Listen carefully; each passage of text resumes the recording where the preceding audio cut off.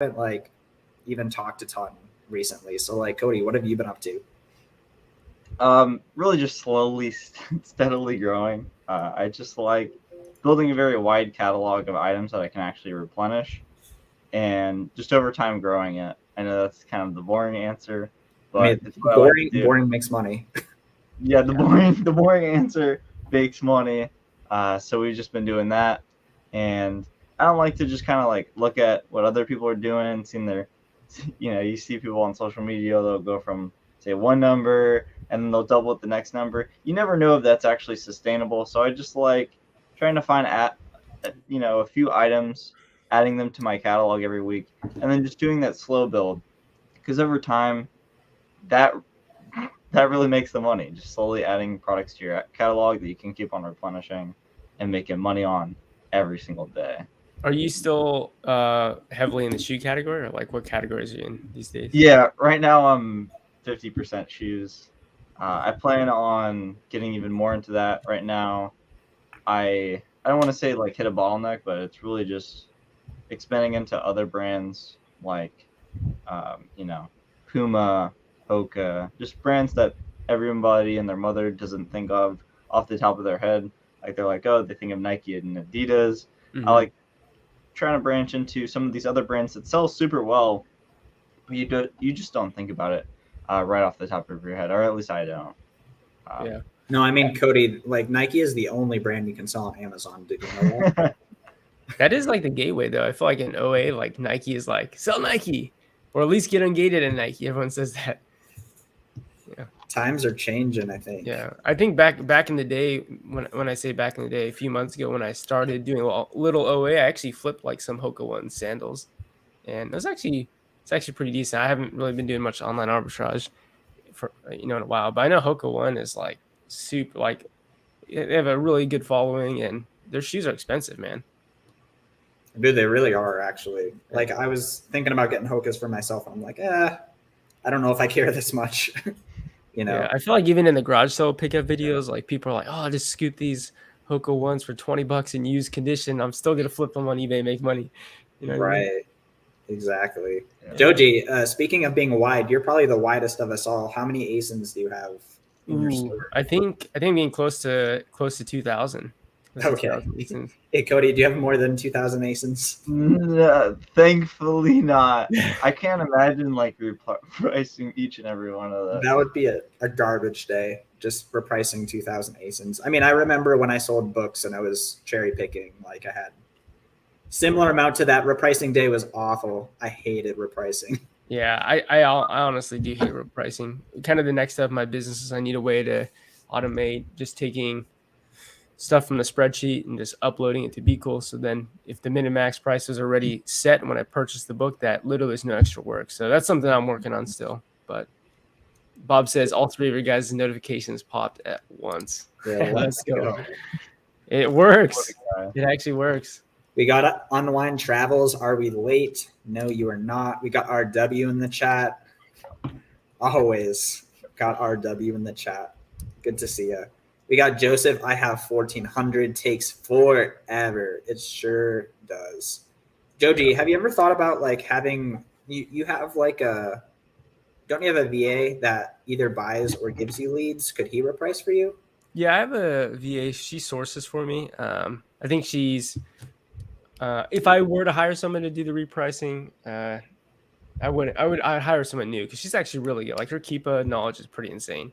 So we've over the many months she's honed in. Like I would put her up against a lot of people in my audience like who watch my videos. I think she does really well. So in many ways, I feel like I'd be wasting her skill and her time if I had to just reprice. But with that said, what I'm working on is trying to get the buy cost, the minute max price uploaded when we buy the book so that it can just be uploaded in a single file to Be Cool. So then there's no extra work. So I don't think a VA is necessarily needed, but I have to figure that out, how to do it.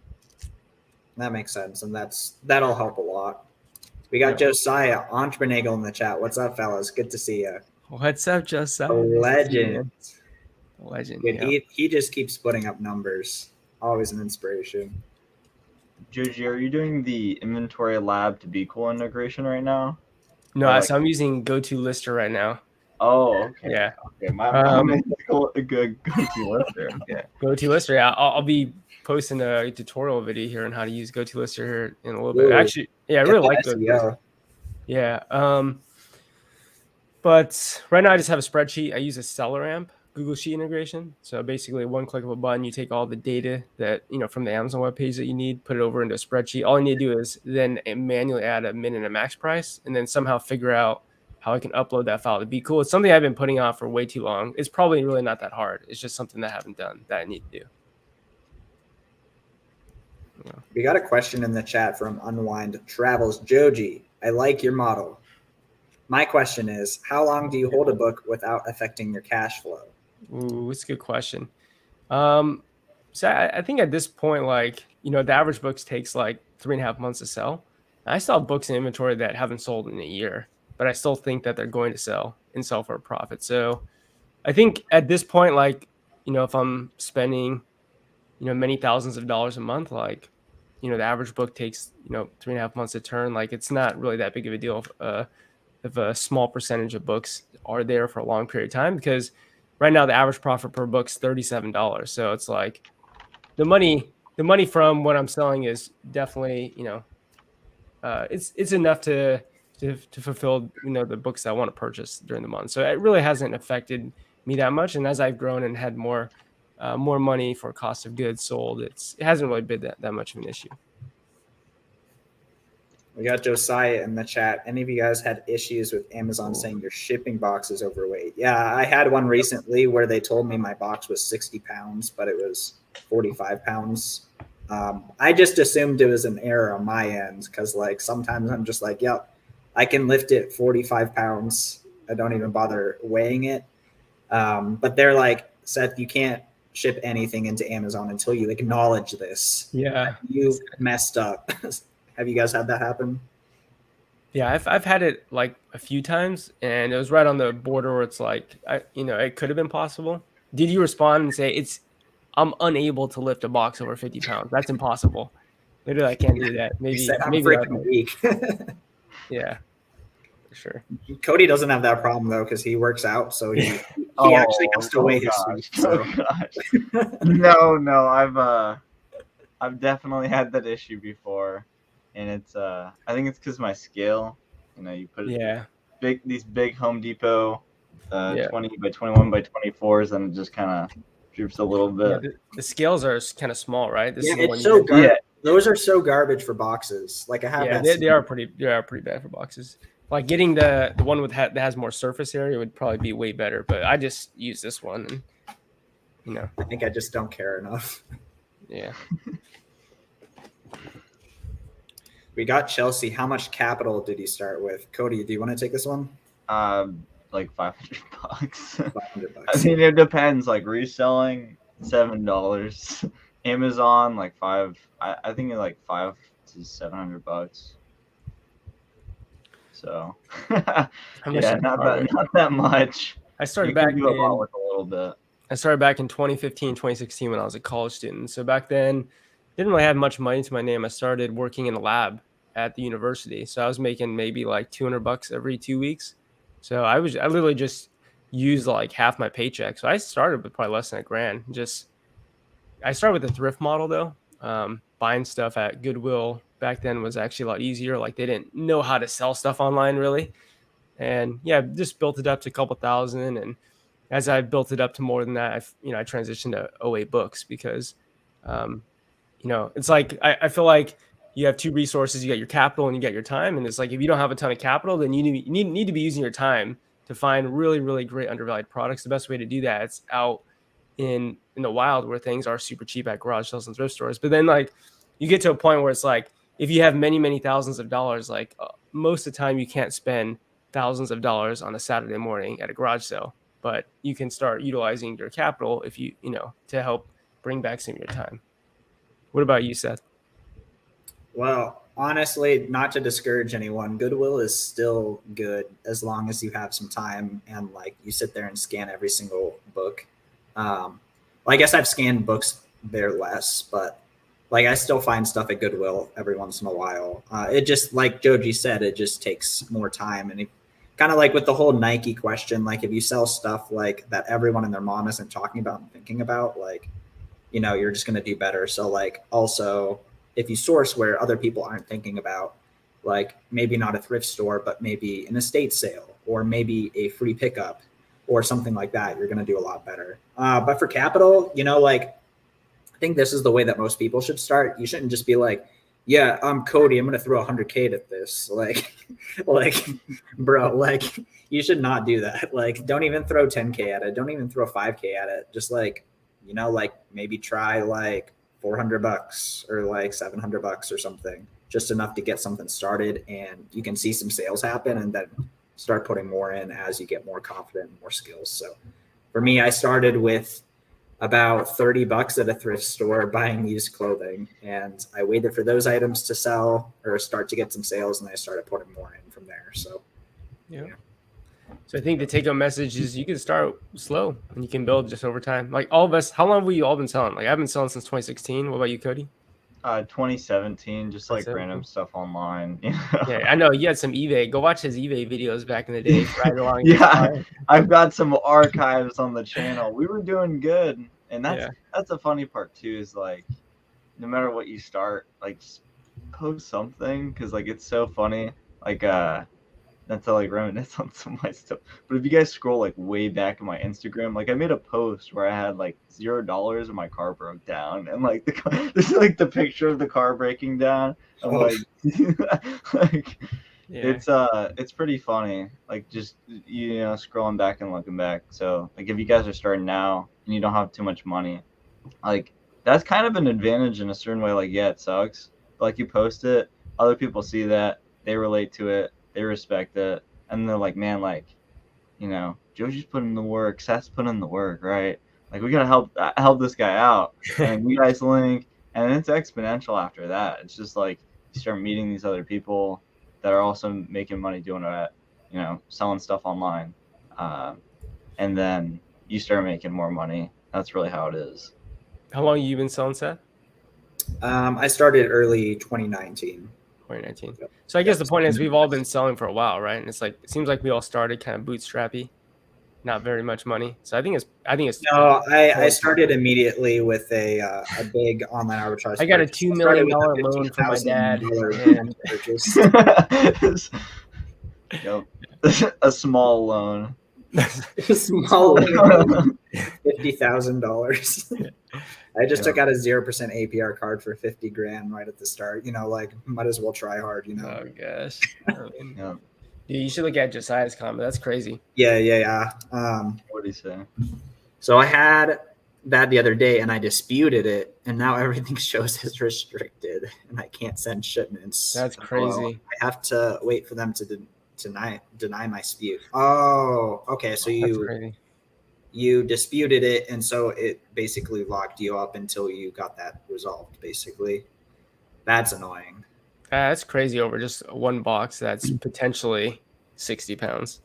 I mean, I feel like they should take into consideration the years of years of boxes that have been correct and under the right weight. But they're like, nope, one box, you dispute it. Well, I guess we'll just lock your account for.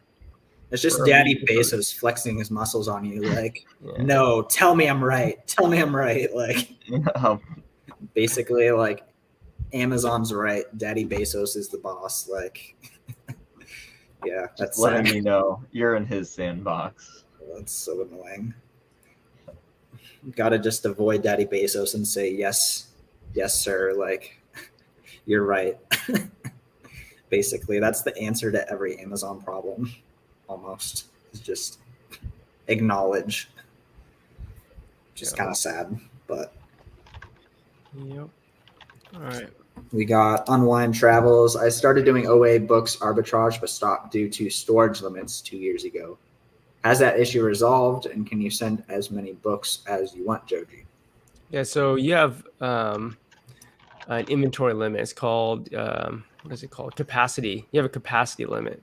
And so you can actually bid on more space. And I should make a video about this, but basically you can bid for extra space. And as long as you sell a certain amount of money, you can get basically all of it reimbursed. So the way that I see it is with capacity limits, like there's really like unlimited space if you just bid on the space at the going rate and you sell a decent volume with the extra space that you had. So like for this last couple months, I've had to bid for extra space, but I haven't had to pay anything extra because the sales that I've had during those months where I bid for more space was able to reimburse the I forget what they call it. It's not a fee, but yeah, basically my takeaway is you can basically get tons and tons of storage as long as you're gonna actually sell stuff, which is like But so did you had to pay some out of your profit in order for that? you had to set aside a certain amount of money. So I think my storage capacity was like 100 cubic feet, and I bid for like 50 extra cubic feet. And if I didn't use that extra space to sell anything, they would have charged me like $75. But I forget exactly how the formula works. I was able to sell above a certain amount and get it all reimbursed. So basically, I was able to increase my inventory level by 50% and pay $0. But that would only work if you actually, you wouldn't have to pay anything as long as you actually sold a decent volume during that time. But the worst case scenario was I would pay $75. I mean, for the average book I sell is $74. So it's like for one book, I could literally increase my limits by 50%. So I'm not sure how it's going to look come November, December, because I know last year they kind of shut things down, but they also switched to this capacity limit thing at the beginning of this year. So I'm not sure how that's going to play this coming up November, December. But all I'm going to do is just buy whatever I can buy and get in as soon as I can. There's a lot of seasonal books that I want to do. A lot of like right now I'm sending a bunch of Halloween books, trying to send a whole bunch of Christmas books as well, and for more seasonal stuff. So I'm just going to try to send as much as I can and just see what happens. Yeah. The capacity limits, it seems like you can just bid on more space, but I don't know, Cody, I feel like you probably have like infinite space. Like Yeah, I've like you haven't I had a problem one time, and then one of my buddies said that like, hey, like if you just move, or I've read somewhere it was like if you just move more units, that FBA very fast, they'll give you more storage units. So I think I had like 2,500 unit capacity at one point. I was over, and I bought all this stuff, and it was a disaster. But I made sure to reprice really well, and then just send stuff that absolutely flew. And then they increased my capacity to like 6 or 7K units. And since then, I haven't went over that. I also just try to buy just enough inventory to sell in 30 to 60 days. So I'm not trying to hold these things for the long term. I'm just trying to make some money and keep it moving. So that's never been an issue for me. We go very wide. Yeah. I think the storage limits, like for me, it was the worst when I was selling books. Like I was trying to cherry pick books, and like my goal was to get to like 5,000 books, because like there was like a certain amount of money I was trying to make with that. And I had 2,600, and storage limits in 2021 happened. Probably what happened to you, Unwind Travels, and they said, Seth, you get 1,600 slots, and you have 2,600 right now. So you're basically over. So I just did a bunch of repricing and got that dealt with, but made books a lot harder. Yeah. So I think the biggest thing that's changed is now you can actually get more space if you're willing to pay for it, which is really fascinating. And again, at least right now, it seems super, super stupid cheap. So as long as you just take a little bit of time to learn about how to actually bid for the space and how it works, like you can't really go wrong unless you're sending in books that are like $10 or $12 books that you're getting at thrift stores. In that case, I'm not sure if it would work. But if you're doing 08 books, like you mentioned, you have a higher sell price, I think it would definitely work. RW is saying, I really enjoy my print on demand, much easier and great ROI, much simpler than before, and very little competition. I mean, RW is just going to find something that works and just do great with it. So sweet. Have any of you guys heard of print on demand or done it? Yeah, I did merch by Amazon back in like I started when merch by Amazon started, like 2015, 2016. And yeah, it actually did pretty well with it. Like a couple years, it made like over 10 grand with print on demand, but I kind of got burnt down on it. It's like it's a very grinding game, uploading new artwork. And so I kind of stopped doing it, but I still get paid this day. Like every Christmas still does pretty well from shirts that are just on Amazon that I made. So That's it's sweet. not a lot of money, but it's like nice to get a little paycheck, every month. Yeah, I definitely haven't done any of that, but there's also this influencers program. Yeah. That seems interesting. I just don't think that's for me. It's like shiny object syndrome for sure. To just do all these things. You Yeah, can make actually, good money. yeah, actually want to get into that, but for whatever reason, Amazon keeps denying my application, so I'm not sure why. Oh no. It's because you're But garbage. Just kidding. it probably is. I mean, that probably is. So last month I made $78 with merch by Amazon. I think the last time I made a shirt was like 2019. So Dude, passive income. Yeah. making so much money every month off of, and I still make money on like Redbubble and Teespring and TeePublic because like cross posted everything. So like every once in a while, Redbubble's like, here's a check for $30. So it's not like it's a lot of money, but it's kind of like, oh, it's kind of fun. Nice. Yeah. We got Carl God 1. Joji, is your VA full time or part time? She's full time. My sourcing VA is full time. Yes. So they say I make $3 a year and $12 a year. Dang. I mean, as long as you put no work in there, Josiah, that is technically passive. So, take your $3 and be happy there. Here's a good question though. What is the end game for your Amazon businesses? Yeah, I'm interested to hear you guys respond. Exit strategy or just ride the wave until it crashes? Does anyone want to take this first? We should go around and answer this. Yeah, let's go Cody first. I do have. We will definitely stream again. I do have to go, but I'll give you guys my answer really quick. Basically, we're in Amazon sandbox, and kind of like the issue that Josiah was having, they can just kind of shut.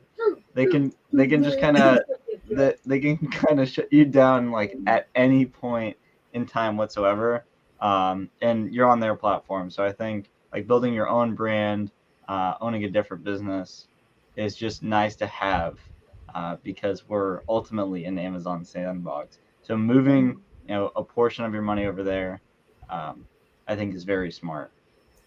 And you never know what's going to happen. Amazon, this whole business in general, is still pretty new. So I think it's very important to invest in other businesses, other ventures. So that's kind of my take. Well, thanks for coming, Cody. It was fun having you. Thanks for being here, Cody. Appreciate you, man. Good to Thanks, see you. guys. Go back to lifting weights. Okay. Pick up those boxes. Thank you, Tishu. Bye-bye. See ya. Yeah.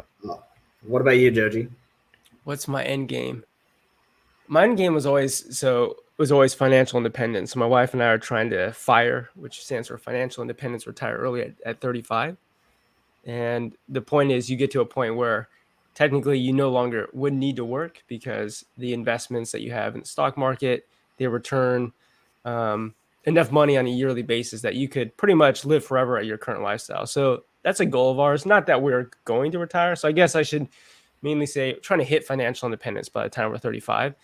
And I see kind of like what Cody said, Amazon is being something, unfortunately, like largely out of our control. Like there's, so many things that could go wrong with your account. And, Amazon really could just say, we don't want you anymore. And that's one of the reasons why I think Amazon's a great way to make money. And I definitely have invested a lot of money in Amazon. I have the overwhelming majority of our net worth outside of Amazon that's invested in the stock market, like where we can actually control it. So right now, like, cost of goods sold, like I'm willing to have about like $50,000 of inventory at Amazon, like in terms of buy costs, like any one time. But as our net worth grows, I'll feel more confident like increasing that amount because, I'm trying to keep it at like the same percentage of our net worth. So, I guess what I'm trying to say is trying to keep it at, like 5 to 10% of our net worth.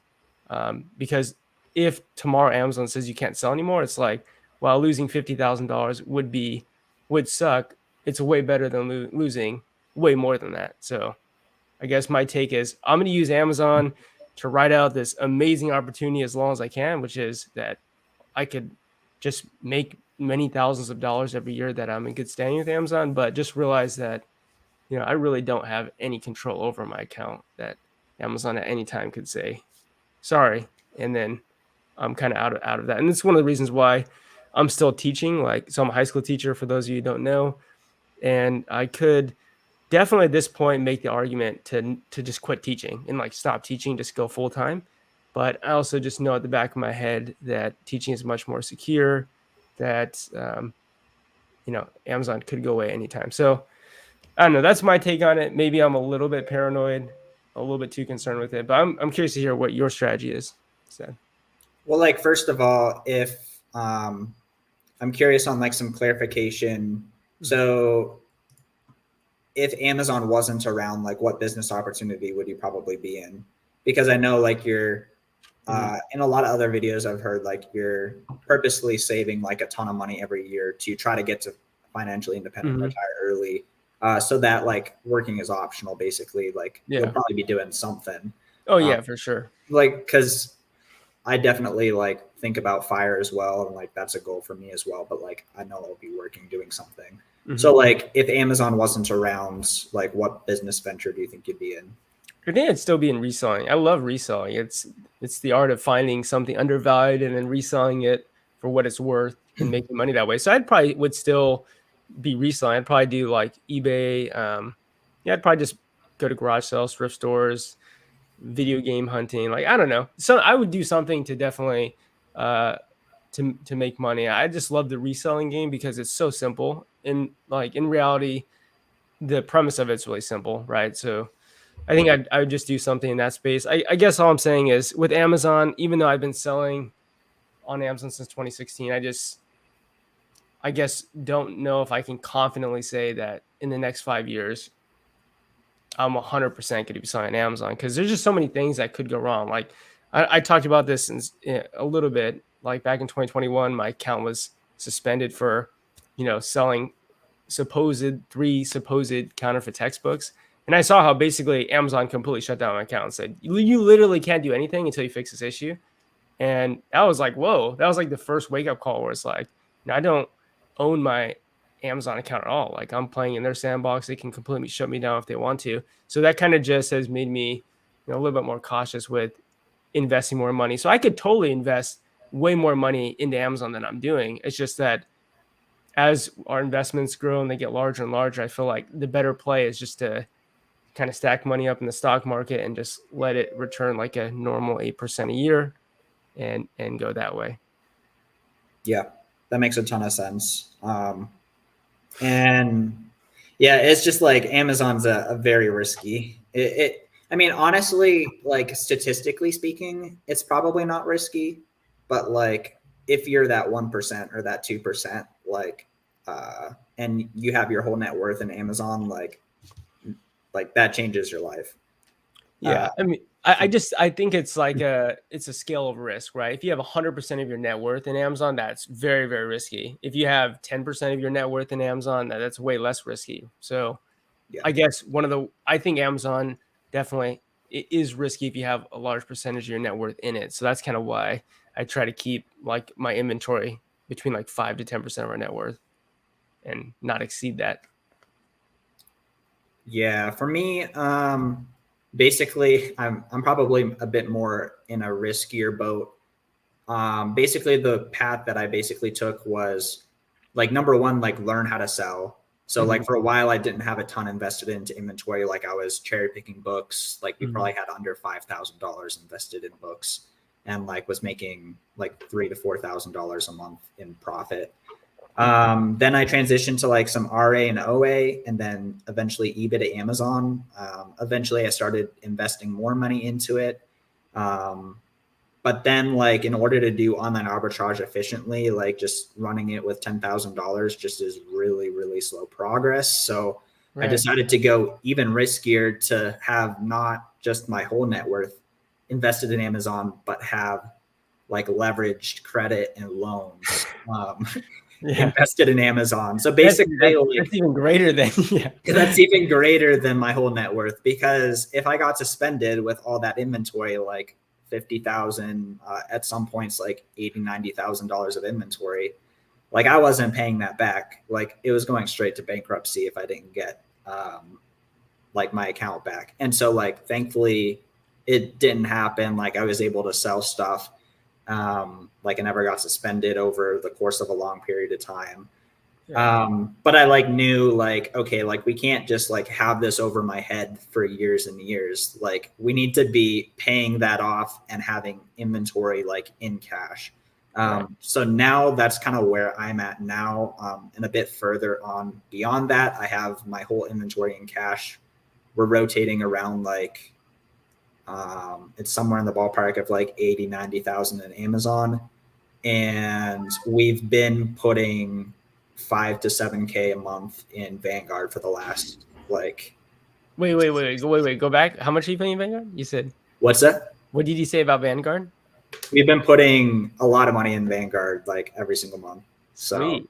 yeah, so we're like it's still probably a majority of my net worth is in Amazon, but like we're making some progress to like Joji was saying, like we're changing that ratio because I do understand Amazon's a very risky game. I would love to have Amazon be more like 10, 20, 30% of my net worth at some point. But yeah, I'm not there right now. I'm excited that you're investing in Vanguard. What are you investing in? It's just the S&P 500. I think it's like BTSX. It's or just is it VOVU? Yeah.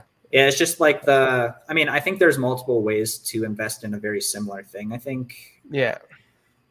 But I mean, that's the plan. Like the idea was to just build up a money-making engine and have access to invest. So that's kind of where I'm at. Yeah. Vanguard. So we can get to this question, but Lorenzo says, what's Vanguard? So Vanguard is just an investing brokerage. So there's tons of different brokerages out there that you can invest your money with into the stock market. So I do like a Financial Friday with all my students because I'm a high school teacher. I do it on Fridays. And this is a question I always ask all the time because I talk about like investing with Vanguard. So essentially the way that I explain it to them is like, imagine investment brokers like, or brokerages like grocery stores. Like there's like 50 different grocery store chains and you can buy produce at any one of them. Like you can buy tomatoes at Ralph's or Vons or, Walmart, wherever. So all of those are just grocery stores that kind of sell the same thing. So Vanguard is just like a store. It's like one of the brokerages.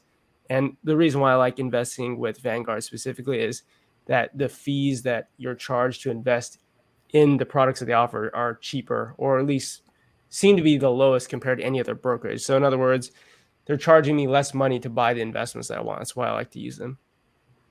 Yeah, because like the point is like not to make 8% a year and then pay 2% a year in fees. Right, exactly.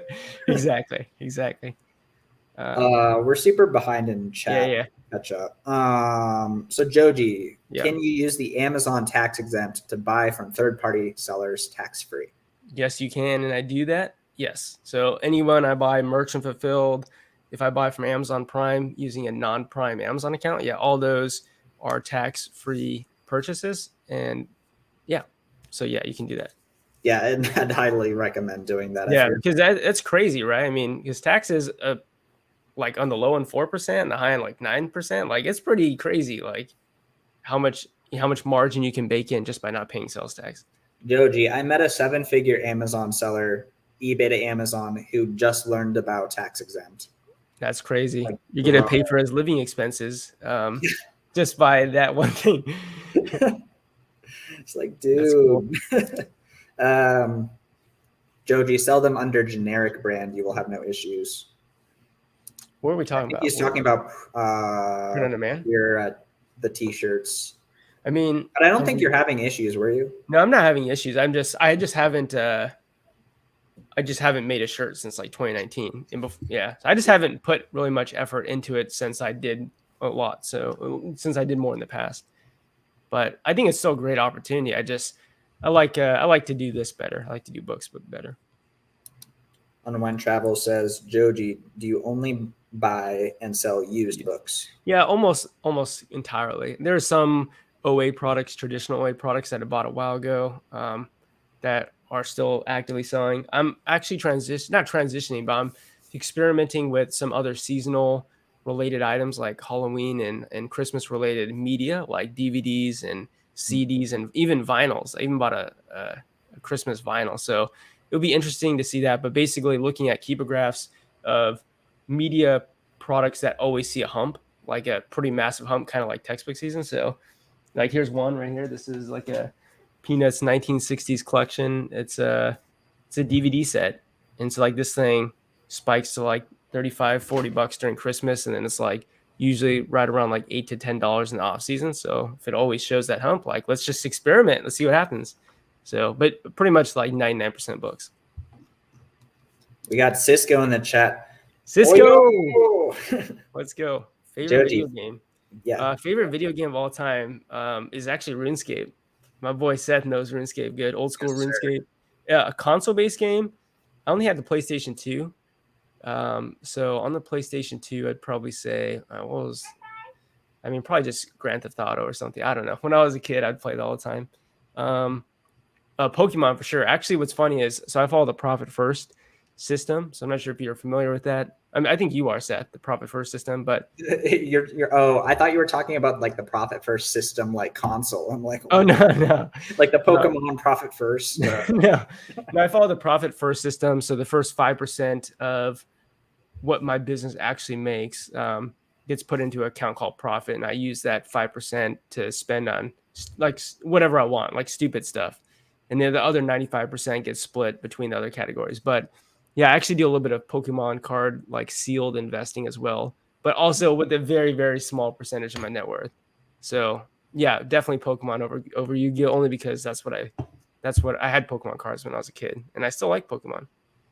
There's actually so many interesting investments out there that's not like S&P 500 or even like crypto. Like there are like certain like electronics or like lines of products or items like that like consistently they discontinue it, and like several years later they like 5x in price, and it's just disgusting. Like it's crazy. Yeah, it's just like, wow, if I had bought like 100 of these at like $40, like they're $250 now. Like yeah, I agree. On the same token, my dad did quite a bit of baseball card investing back in the early 2000s, and all those cards, sealed boxes, are worth absolutely nothing. I told my dad, I was like, Dad, if you just would have bought the Pokemon boxes, the Pokemon booster boxes instead of the baseball booster boxes, you would have retired by now. But it just shows you that everything is hindsight, or everything is, you never know, right? Yeah. So, but question for Joji. When I'm looking at Keepa, do you make decisions off of the used price or the used buy box price, which is slightly higher than the used line? That's a good question, Jose. Normally, I try to base it off the lowest used price. I try to figure out an average in my head, look at kind of what is the lowest used price consistently been over time. And if you can buy a book at a third of that price, there's pretty much no way that you're going to lose money unless like unforeseen circumstances kind of come in the mix. There's some times where I might break that rule if I think that the product that I'm buying is maybe a little bit rare or a little bit more niche. It's like definitely, if it's something that is a really old book that has held a lot of value that sells for a lot more, like let's say you have a book that consistently sells for $120, I might be willing to spend like $70 on that book because it's for the last decade always sold at $120 or more. So that would kind of break the, 1/3 of the lowest used price. In terms of the buy box price, sometimes you can see on the Keeper graph the buy box price being very consistent and like consistently always being above the lowest used price. And that would be a time where I might consider not necessarily following like the 1/3 rule. So I guess just be conservative, like especially if you're in the beginning, you don't have a ton of capital. There's so many good books out there that every book that you buy should be like a third below the like the average lowest used price. I think you can find it. You just got to spend a little more time. Yeah, and I think I've seen Jose around for quite a while, so I feel like he could probably like take some risks if he wanted to. But yeah, it's a great question. If I'm selling used items, I always remember that I'm going to be prime when I get in there. And then also like, I think this matters less with books. But for a lot of other items besides books, the condition matters in price quite a bit. Like let's say you're selling a router, like the used good is probably going to be much cheaper than like the used like new or like the used very good even. So I do like when I'm selling used items, like I would have like all the like new, very good, good, acceptable, like keep a tags on, because like there are certain items, literally the used good is like $50, but the used like new is like 5% under the new price. Yeah, Um, that's crazy. and so, like, honestly, in my opinion, selling used like new is a really good opportunity because you kind of get best of both worlds. In some cases, you can sell for just under the new price. In some cases, you don't lose that much velocity in sales. And then in a lot of cases, eBay sellers look at the solds and they see like a used good type price. So they underprice their item a little bit too much, but you're still getting to sell it for close to a new price on Amazon. Yeah, Um, that makes a lot of sense, especially with electronics. Yeah. yeah. But like to answer the question, like yeah, probably just like Joji, like somewhere in the middle. I do a thing like sometimes when I'm looking at those items, I'll click on the stack of sellers and I'll select Prime and I'll see who's actually lowest and like Yeah. how that relates to the lowest line and the buy Yeah. box. Just one piece of advice I would just say is just make it super simple. Like whatever the lowest use price is on Amazon, that is market value. Like that's what someone can buy the thing for. So the goal is if for you to make money, you have to buy something below market value so that you can sell it for market value. So just think of it that way. Think of the lowest use price as this is the going rate of this product. Obviously, there is a prime bump, and a lot of times we can exploit the prime bump. But if you really fundamentally want to succeed, then truly you should be trying to buy stuff below the market value so that you can sell it for the market value. And if you can add on the prime bump, then that's just gravy on top. I just would caution you in always thinking that you're going to sell this for the buy box price, especially if in many cases it's significantly more expensive than the inherent value of the product. Yeah, I mean, if it doesn't make sense, like Yeah. if it's like double the lowest used price, like that's definitely an exception for sure. Yeah. Um, we got Cisco in the chat. I do target date fines. Yeah. Target date funds. Target date funds are great. I have no clue what those are. Do you know what Yeah. are So, they? yeah, target date fund basically. So, you know how there's an allocation between stocks and bonds? So, Yeah, so right now you're probably invested all in stocks. yeah. Right? But Yep. they recommend that as you get closer to retirement, you should take some of your net worth and start putting in bonds because bonds are way less risky because they will pretty much give you a guaranteed return that's significantly lower than stocks. So over the long run, stocks are going to generally make you way more money because the return's better, but they're also way more risky because you can see a significant drop in the price of the stocks that you own versus like bonds is kind of guaranteed money. But as a result of being guaranteed money, it's a smaller return. So the point there being, if you're somebody who doesn't want to reallocate every 5 or 10 years or every year, you can actually just put your money in a target date retirement fund. And basically it's a curve. Oh, So as you get closer to retirement, it's going to change your allocation. So like maybe in the beginning, it's like 90% stocks, 10% bonds.